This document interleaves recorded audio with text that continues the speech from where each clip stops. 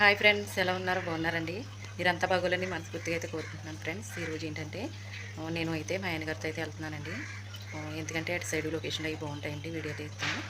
మా ఆయనగారు కూడా ఏం పని చేస్తున్నారు ఏంటి మీకు చూపిస్తాను చూడండి ఫ్రెండ్స్. ఈరోజు అయితే వాతావరణం కూడా చల్లగా ఉందండి, అందుకనే వెళ్తున్నాను. ఈరోజు ఇదిగో ఫ్రెండ్స్, ఇడ్లీ అయితే ఇందులో పెట్టానండి బాక్స్లోను. టిఫిన్ కూడా తినలేదండి ఇంకా. ఇదిగోండి చట్నీ అండి ఇది. ఇదైతే రైస్ అండి. ఎందుకంటే కూరలో అలాంటివి ఏమో హోటల్లో ఉంటాయి కదండి, అక్కడ తీసుకుందాం అన్నాడండి. అందుకని రైస్ అయితే ఇందులో పెట్టాను.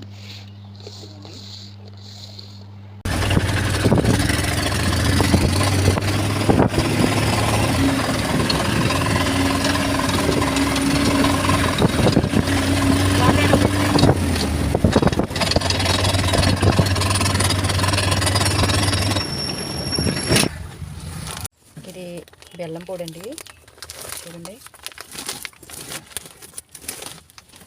ఈ బెల్లం పొడి కాఫీల్లోను టీలోను వాడతారండి. ఇది చాలా మంచిదండి. ఇప్పుడు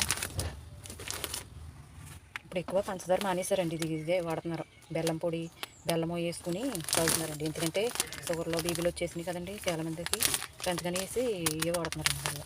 చూసారా ప్యాకెట్లు.